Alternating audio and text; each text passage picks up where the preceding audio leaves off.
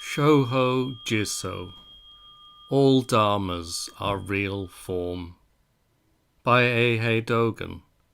From Shobogenzo, the treasury of the true Dharma I. The realization of the Buddhist patriarchs is perfectly realized real form. Real form is all Dharmas. All Dharmas are forms as they are, natures as they are, body as it is, the mind as it is, the world as it is, clouds and rain as they are, walking, standing, sitting and lying down as they are, sorrow and joy, movement and stillness as they are, a staff and a whisk as they are, a twirling flower and a smiling face as they are, succession of the Dharma and affirmation as they are, learning in practice and pursuing the truth as they are, the constancy of pines and the integrity of bamboos as they are. Shakyamuni Buddha says, Buddhas alone, together with Buddhas, are directly able to perfectly realize that all Dharmas are real form. What is called all Dharmas is forms as they are, natures as they are, body as it is, energy as it is, action as it is, causes as they are, conditions as they are, effects as they are, results as they are, and the ultimate state of equilibrium of substance and detail as it is. The Tathagata's words, the ultimate state of equilibrium of substance and detail, are the self-expression of the real form of all Dharmas, are the self-expression of an Acharya, and are the learning in practice of total equilibrium.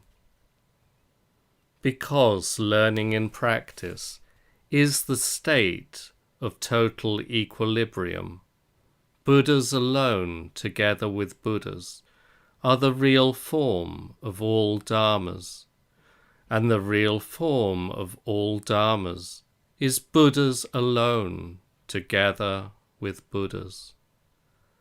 Buddhas alone are real form, and Buddhas together are all Dharmas. Hearing the words all Dharmas, we should understand them neither as a description of the one, nor as a description of the many.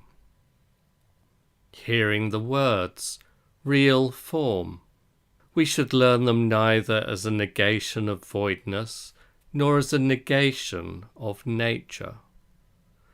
The real is Buddhas alone, and form is Buddhas together.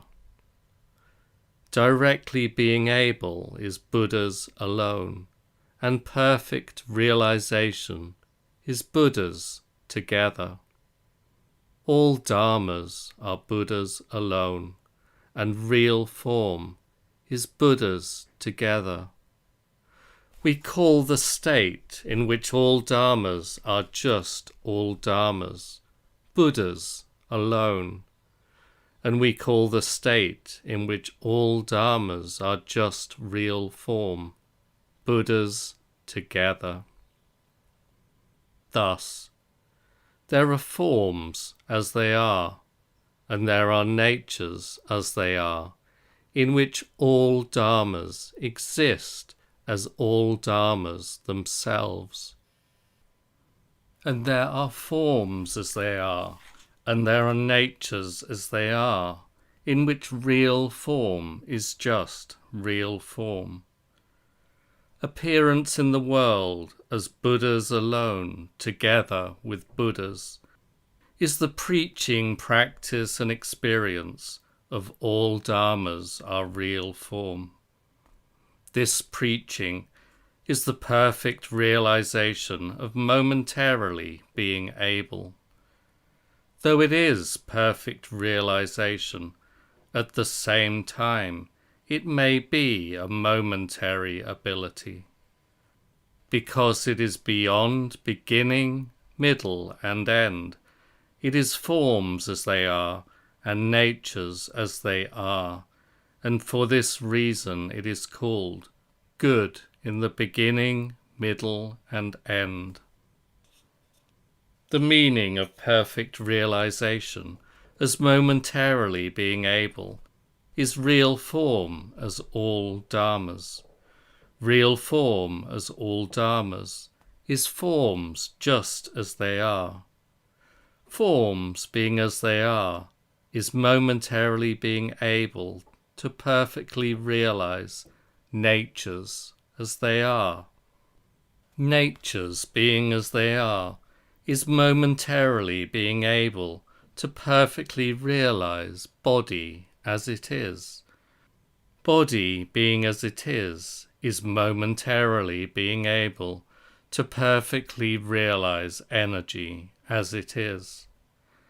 Energy being as it is momentarily being able to perfectly realize action as it is. Action being as it is momentarily being able to perfectly realize causes as they are. Causes being as they are is momentarily being able to perfectly realize conditions as they are. Conditions being as they are is momentarily being able to perfectly realize effects as they are. Effects being as they are is momentarily being able to perfectly realize results as they are. Results being as they are is momentarily being able to perfectly realize the ultimate state of equilibrium of substance and detail as it is. Because the expression, the ultimate state of equilibrium of substance and detail, is truly the realization of reality as it is, effects, that is, individual and real effects, are beyond the effects of cause and effect. For this reason, the effects of cause and effect are just effects, that is, individual and real effects. Because these effects and forms, natures, body, and energy, directly obstruct each other, the form, nature, body, and energy, and so on, of all dharmas, however countless and boundless they may be, are real form. And because these effects do not restrict forms, natures, body, and energy, the form, nature, body, and energy of all dharmas are real form. When these forms, natures, body, energy, and so on, and effects, results, causes, conditions, and so on, are left to obstruct each other, there is expression of 80 or 90% realization. And when these forms, natures, body, energy, and so on, and effects, results, causes, conditions, and so on, are left not to restrict each other, there is expression of total realization.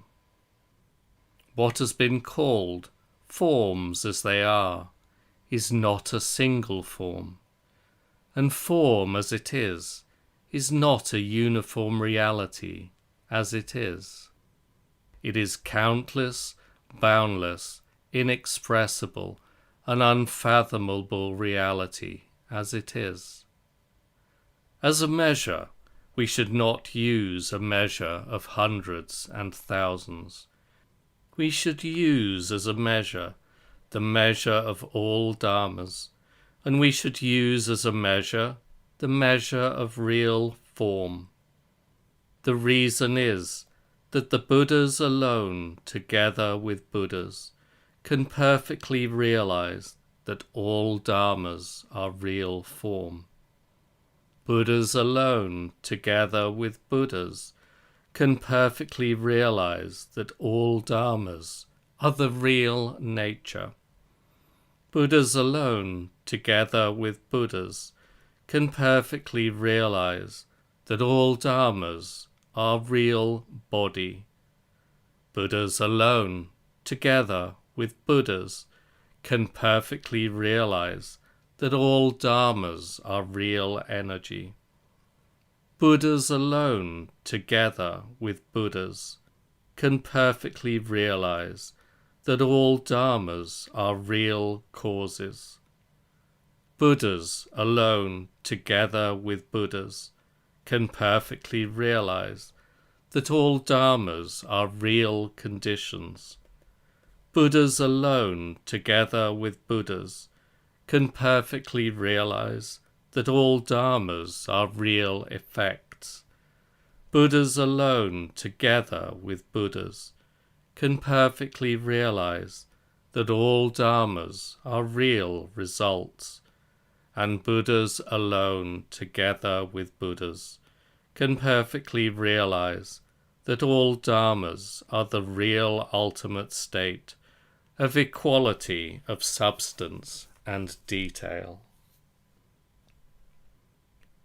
Because of the existence of truths like these, the Buddha lands of the 10 directions are only Buddhas alone together with Buddhas, and there is no one, or even half a one, who is other than Buddhas alone together with Buddhas. The relation between alone and together is, for example, body being provided with body, and forms having experienced forms, or it is like natures through body being maintained as natures. On this basis, the Buddha says, I, and Buddhas in the 10 directions, am directly able to know these things. Thus, the very moment of directly being able to perfectly realize, and the very moment of directly being able to know this, are both individual instances of existence time. If I were different from Buddhas in the 10 directions, how could I realize the expression and Buddhas in all directions? Because at this concrete place there are no 10 directions. The 10 directions are this concrete place. Therefore, real form meeting all dharmas means spring getting into flowers, a person meeting spring, the moon illuminating the moon, and human beings meeting themselves. Again, a person looking into water is the same truth of mutual realization. For this reason, we see the learning and practice of real form by real form as the Dharma succession of Buddhist patriarchs by Buddhist patriarchs. It is the affirmation of all dharmas by all dharmas. Buddhas alone transmit the Dharma for the benefit of Buddhas alone. Buddhas together receive the Dharma for the benefit of Buddhas together. On this basis, living and dying, and coming and going exist. On this basis, the establishment of the mind, training, bodhi, and nirvana exist. Utilizing the establishment of the mind, training, bodhi, and nirvana, we investigate in practice and clinch in action that living and dying and coming and going are the real human body, and as we do so, we hold firm and we let go. With this as their lifeblood, flowers open and fruits are born. With this as their bones and marrow, Mahakasyapa and Ananda exist. The forms as they are, of wind, rain, water, and fire, are perfect realization itself. The natures as they are, of the blue, the yellow, the red, and the white, are perfect realization itself. Relying on this concrete body energy, we turn the common into the sacred. Relying upon these concrete effects and results, we transcend Buddha and go beyond patriarchs. Relying upon these concrete causes and conditions, soil is grasped and made into gold. Relying upon these concrete effects and results, the Dharma is transmitted and the robe is given. The Tathagata speaks of practicing for others the seal of real form. Let me interpret this. He practices for others the seal of real form. He hears for others the seal of real nature. And he experiences for others the seal of real body. We should investigate his words like this, and we should perfectly realize them like this. The state they indicate is, for example, like a pearl spinning around a bowl, and like the bowl spinning around the pearl. The Buddha, Sun Moonlight, says, "The truth that all dharmas are real form has been preached for you all." Learning this expression in practice, we should realize that the Buddhist patriarchs have inevitably seen preaching the truth of real form as the one great matter. Buddhist patriarchs proclaim the truth of real form in each of the 18 spheres, before their body-mind, after their body-mind, and at the very moment of their body-mind. They preach real form, nature, body, energy, and so on. Those who do not perfectly realize real form, who do not preach real form, who do not understand real form, and who do not transcend understanding of real form, are not Buddhist patriarchs. They are bands of demons and animals. Shakyamuni Buddha says, "The Anuttara Samyak Sambodhi of all bodhisattvas belongs to this sutra. This sutra opens the gate of expedient methods and reveals true, real form." All bodhisattvas means all Buddhas. Buddhas and bodhisattvas are not different species. They are without differences in maturity and without differences in excellence. This bodhisattva and that bodhisattva are not two people. They are beyond self and others, and they are not personages of the past, present, and future. Rather, becoming Buddha is their Dharma behavior of practicing the Bodhisattva way. They realize Buddha in their first establishment of the mind, and they realize Buddha in the state of fine reflection. There are bodhisattvas who have become Buddha countless 100,000, myriad kotis of times. Those who say that after becoming Buddha, bodhisattvas cease practice and have nothing further to do are common men who have never known the truth of the Buddhist patriarchs. Those who have been called all bodhisattvas are the original ancestors of all Buddhas, and all Buddhas are the original masters of all bodhisattvas.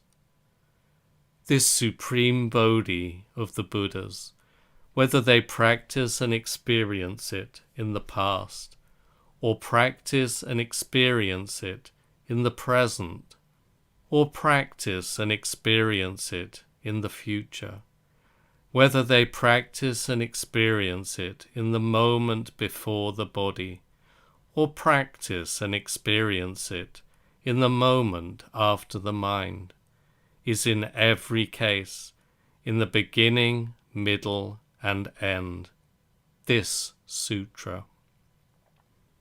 The subject of belonging and the object of belonging are both this sutra. At this very moment, this sutra really experiences all bodhisattvas. The sutra is not sentient. The sutra is not insentient. The sutra is not the product of doing, and the sutra is not the product of non-doing. Even so, when it experiences Bodhi, experiences people, experiences real form, and experiences this sutra, it opens the gate of expedient methods. The gate of expedient methods is the supreme virtue of the Buddha's ultimate state. It is the Dharma abiding in the Dharma's place, and it is the form of the world abiding in constancy. The gate of expedient methods is not a temporary artifice. It is the learning in practice of the whole universe in 10 directions, and it is learning in practice that exploits the real form of all dharmas. Although this gate of expedient methods is manifesting itself such that it covers the whole universe in 10 directions, with the universe in 10 directions, those other than all bodhisattvas are not in its orbit. Seppo says, "The whole earth is the gate of liberation, but people are not willing to enter, even if they are dragged." So remember, even though the whole earth and the whole world is a gate, it is not left and entered easily, and the individuals who get out of it and get into it are not many. When people are dragged, they do not get in and do not get out, and when they are not dragged, they do not get in and do not get out. The progressive blunder and the passive falter. Going further, what can we say? If we take hold of the person and force it to leave or to enter the gate, the gate becomes more and more distant. If we take hold of the gate and get it to enter the person, there are chances for departure and entry. Opening the gate of expedient methods means revealing true, real form. The revealing of true, real form covers the whole of time, and it is separated into moments of beginning, middle, and end. In opening the gate of expedient methods, the principle of momentary opening opens the gate of expedient methods through the whole universe in 10 directions. When, at this very moment, we glimpse the whole universe in 10 directions, the situation is one that we have never experienced before. By grasping the whole universe in 10 directions, once and twice, as a concept, and a third and a fourth time, as a concrete thing, we cause it to open the gate of expedient methods. It may appear to follow from this that the universe in 10 directions is completely the same as the opening of the gate of expedient methods. But it seems to me that limitlessly abundant universes in 10 directions have borrowed a small fraction of the opening of the gate of expedient methods to use as their real features. Such elegance is entirely by virtue of belonging to the sutra. To reveal true, real form means to overhear the saying that all dharmas are real form, spoken through the whole universe, and to realize the truth through the whole universe. It means making the truth that real form is all dharmas evident to the whole of humanity, and making it manifest through the whole of the Dharma. In sum, the supreme truth of Bodhi, of the 40 Buddhas and 40 Patriarchs, totally belongs to this sutra. It belongs to this sutra, and this sutra belongs to it. The state in which a round cushion and a zazen board are the supreme truth of Anuttara Samyak Sambodhi totally belongs to this sutra. The picking up of a flower and a face breaking into a smile, and prostrations and attainment of the marrow, both totally belong to this sutra. They are the belongings of this sutra. They open the gate of expedient methods and reveal true, real form. Nevertheless, recent unreliable people in the great kingdom of Sung, not knowing a place to settle down and not seeing the place of treasure, treat the words real form as if they were empty elaboration, and so they go on to study the sayings of Lao Tzu and Chuang Tzu, and they say that these are the same as the great truth of the Buddhist patriarchs. Furthermore, they say that the 3 teachings may be of one conclusion.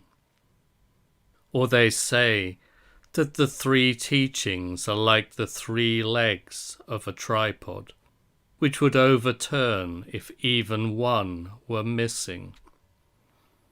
There is nothing to use as an example of the enormity of their foolishness.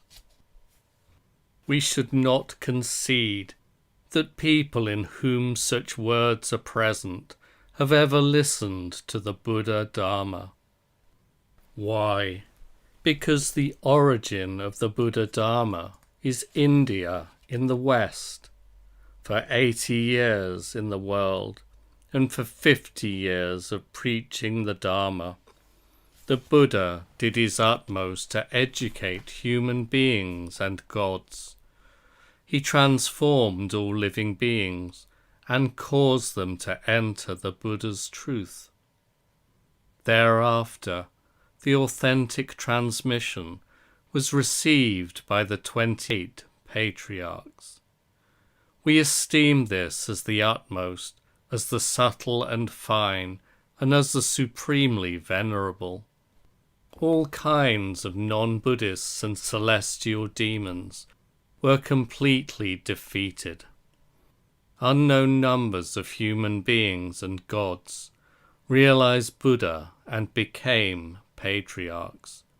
But they never said that, because they had not investigated Confucianism and Taoism in China. The Buddha's truth was insufficient for them. If the three teachings are inevitably of one conclusion, then when the Buddha Dharma manifested itself, Confucianism and Taoism should have manifested themselves in India at the same time. But the Buddha Dharma is that in the heavens and under the heavens, I alone am the honoured one. We should think back to the events of that time. We should not make mistakes through forgetfulness. Talk of the three teachings reaching one conclusion is worth less than the babbling of little children. It is talk of people who are out to destroy the Buddha Dharma. People like this are very numerous. Some have manifested the purport of being the guiding teachers of human beings and gods, and some have become the masters of emperors and kings. It is the time of the degeneration of the Buddha Dharma in Great Sung, China. My late master, the eternal Buddha, strongly cautioned against this matter. Such people are the embryos of the two vehicles and non-Buddhists. Their kind has already passed 200 or 300 years without even knowing that real form might exist. They speak only of learning the right Dharma of the Buddhist patriarchs in order to depart from the cycle of life and death. Many of them do not even know what it is to learn in practice the right Dharma of the Buddhist patriarchs. They believe that just to live in a temple is to emulate the ancients.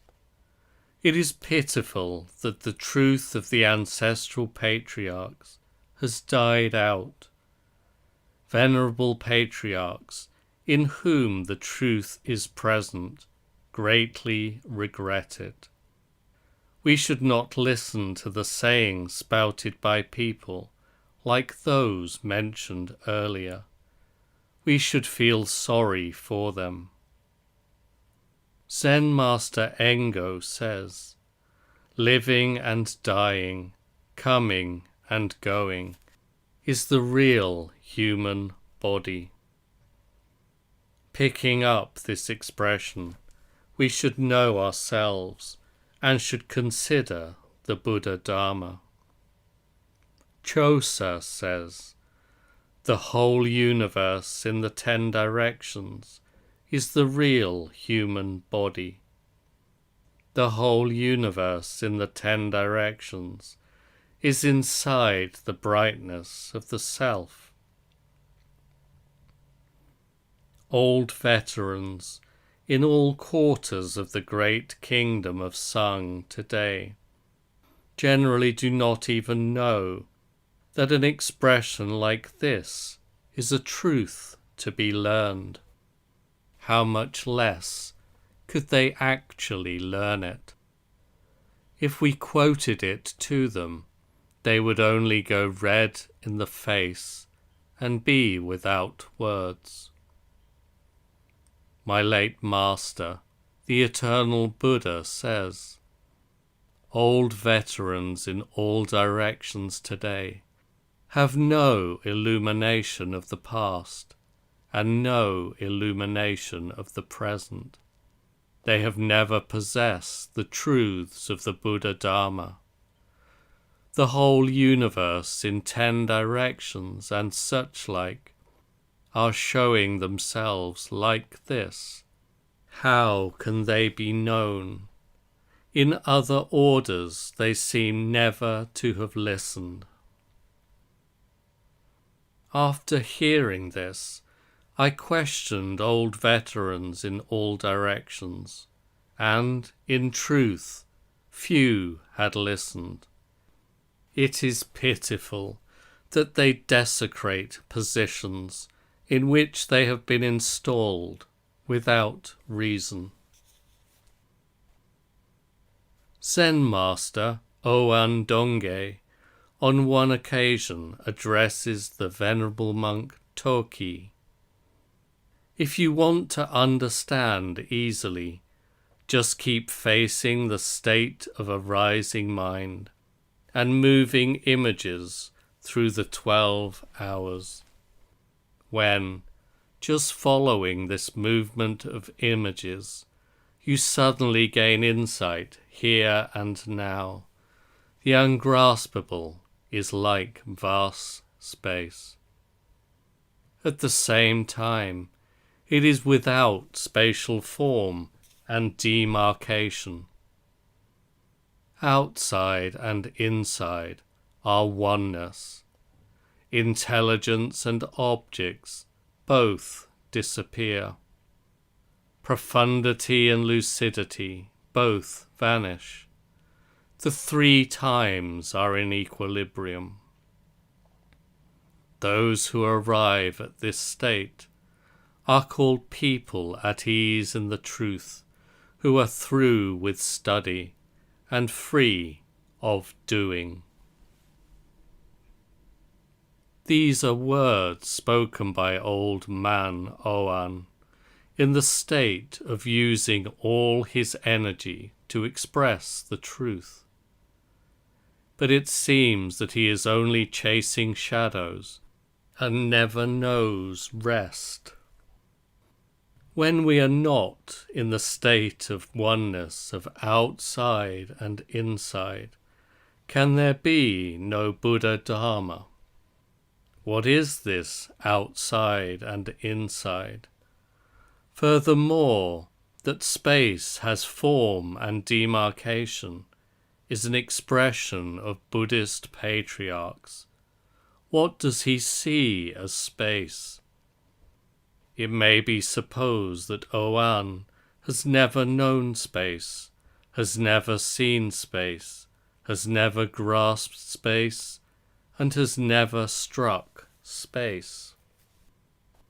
He speaks of a rising mind and moving images, but there is a truth that the mind never moves. How could there be a rising mind through the 12 hours? Mind cannot come into the reality of the 12 hours, and 12 hours do not enter the reality of the mind of the concrete 12. How much less could there be a rising mind? And what are moving images? Do images move and not move? Or are they beyond movement and non-movement? What is movement like? Again, what is non-movement like?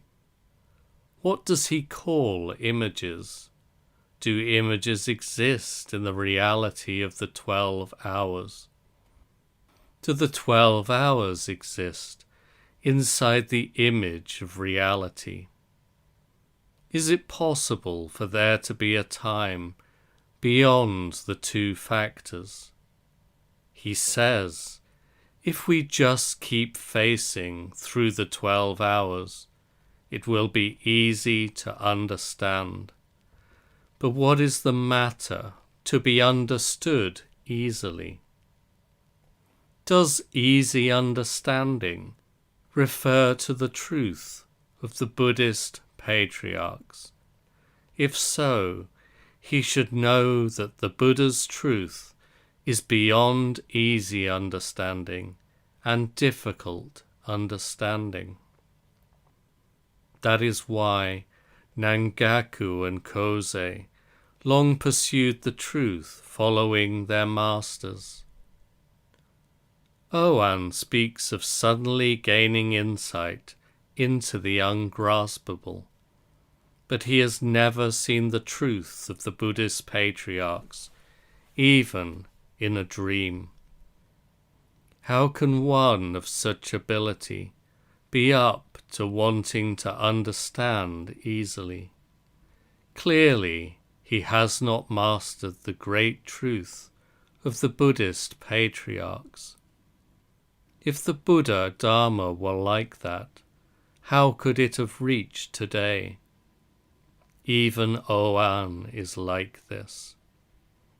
If we search among the old veterans of mountain temples of the present for a person like Oan, even in consecutive kalpas, we will not meet one.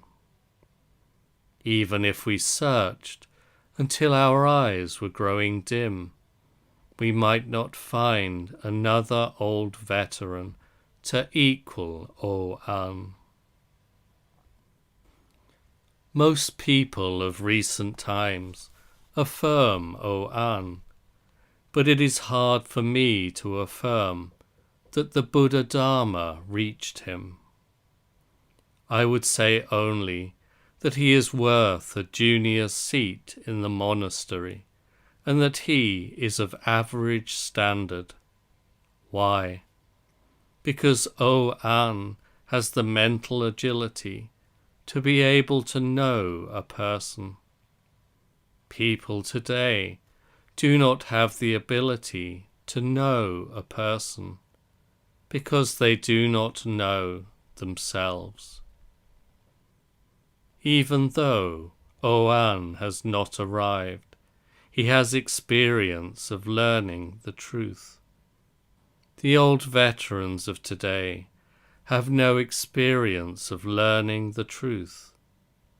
Oan hears good words. It is just that they do not enter his ears, and he does not see them with his ears. Further, they do not enter his eyes, and he does not hear them with his eyes. Although Oan used to be like this, now, through his own efforts, he may be in the state of realization. Old veterans in the mountain temples of Great Sung China today do not glimpse the inside or the outside of Oan. Their sounds and features are completely foreign to his state. Such people cannot even recognize whether the real form expressed by Buddhist patriarchs is the truth of the Buddhist patriarchs or is not the truth of the Buddhist patriarchs.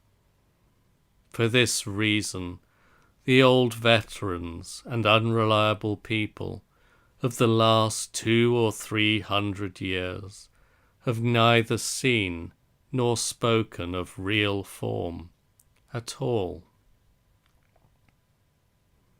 My late master Tendo, the eternal Buddha, says one night during informal preaching in the abbot's quarters, There are calves on Tendo Mountain tonight, and golden-faced Gautama is manifesting real form.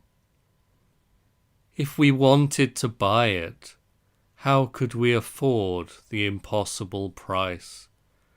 The cry of a cuckoo above a solitary cloud. Being like this, those who are accomplished in the Buddhism of venerable patriarchs speak of real form. Those who do not know the Buddha Dharma, and in whom there is no learning in practice of the Buddha's truth, do not speak of real form. The above words come about as follows. It is approaching the 4th watch of a night in the 3rd lunar month, in the spring of the 2nd year of the Great Sung era of Hogyo, when 3 beats of the drum sound from above. Taking the prostration cloth and putting on the kashaya, I leave the cloud hall through the front entrance, and find that the sign for entry into the master's room has been hung up. First, I follow other monks to the vicinity of the Dharma hall. Via the west wall of the Dharma hall, I climb the west stairs of Jakko-do, the hall of serene light. I pass before the west wall of the hall of serene light, and climb the west stairs of Dai-komyo-zo, the vault of great brightness. The vault of great brightness is the abbot's quarters. Via the southern end of a screen along the west side, I reach the incense stand, and burn incense, and do prostrations. I am expecting that lines will have formed here for entry into the master's room, but I do not see even one monk. Meokudai, the elevated stage, has been screened off by bamboo blinds. The Dharma sound of the abbot, the great master, is faintly audible.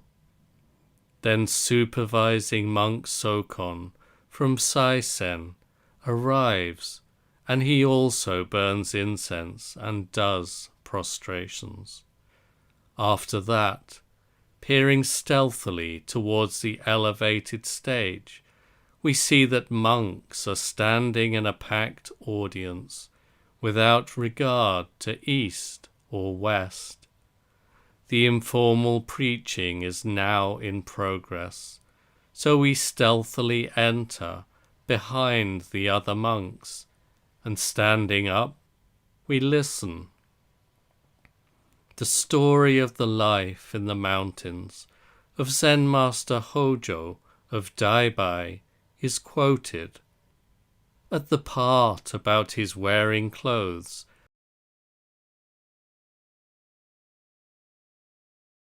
made from lotus leaves and eating pine nuts, many of the monks shed tears. The story of Shakyamuni Buddha's retreat on Vulture Peak is quoted in detail. Many in the audience shed tears. The retreat on Tendo-zan Mountain is approaching. Now it is spring, and it is neither cold nor hot. It is a lovely time to sit in Zazen.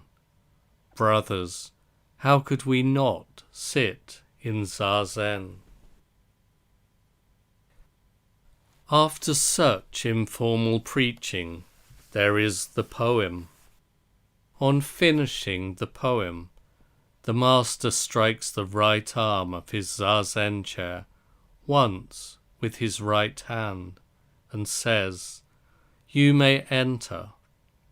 For the interview he says, a cuckoo cries, and bamboos on the mountain split. The words of the interview are only like this.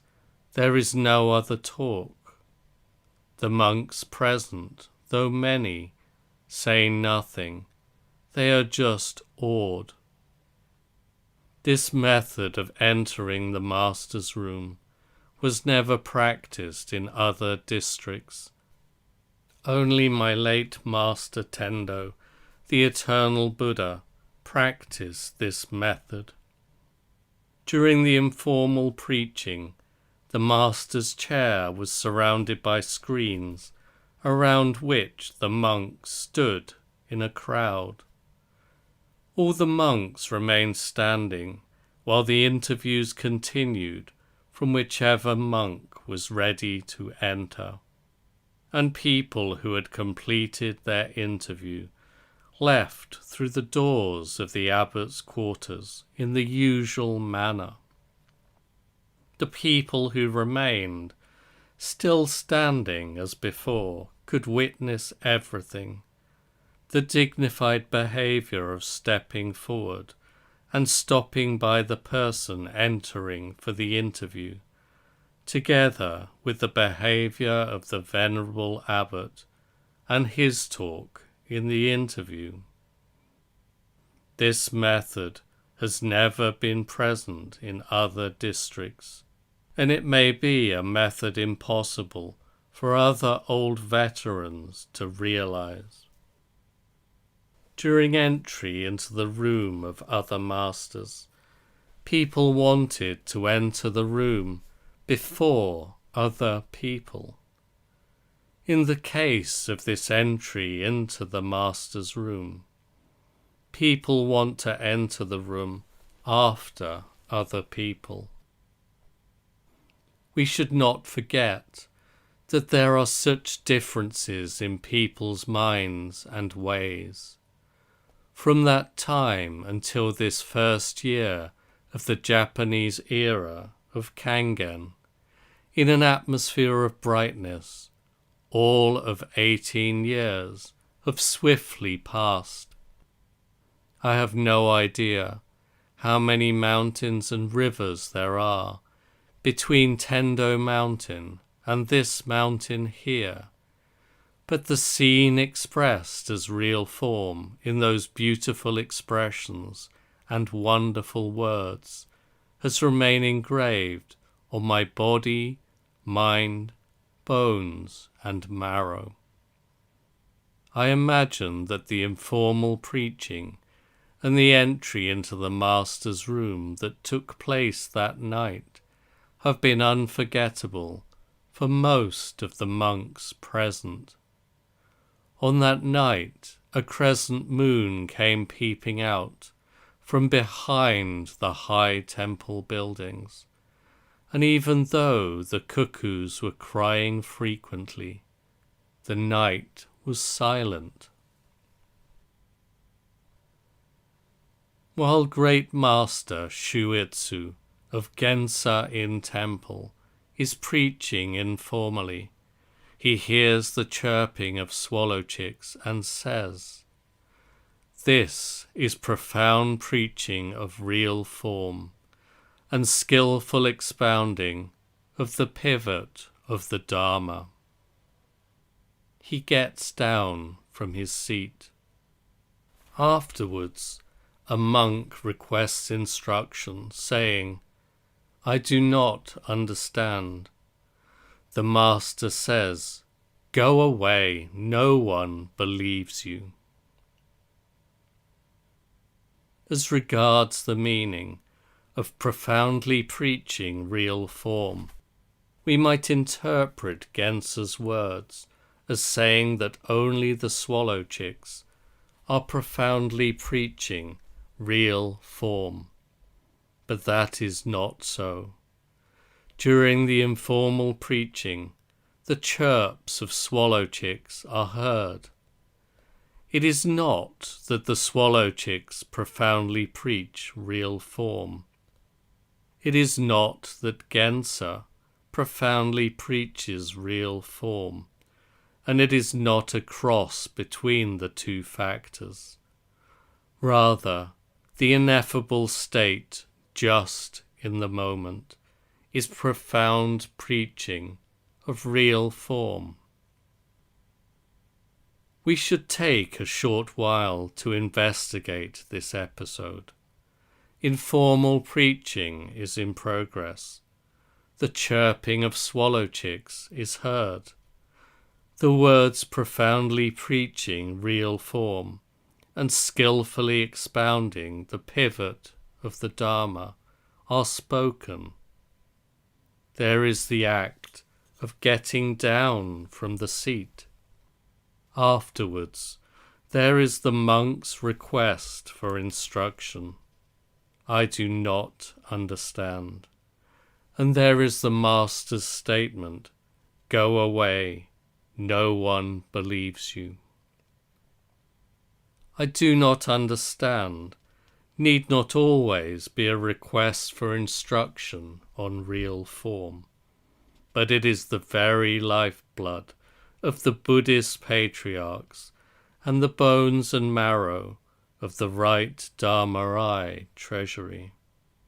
Remember, even if this monk in requesting instruction says, I have understood it, or says, I can expound it, in every case, Genso should still say to him, go away, no one believes you. The reason he says, go away, no one believes you, is not that the monk has understood, but requests instruction by pretending not to understand.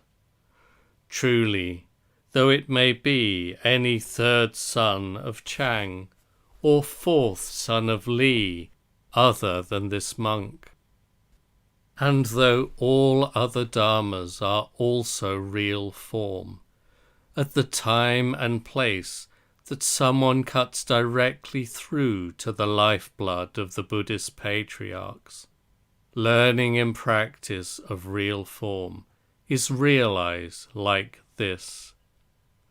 In Seigen's lineage, this state has been realized. Remember, real form is the right lifeblood that has been transmitted and received from rightful successor to rightful successor. All dharmas are the perfectly realized state of Buddhas alone together with Buddhas, and the state of Buddhas alone together with Buddhas is the loveliness of form as it is.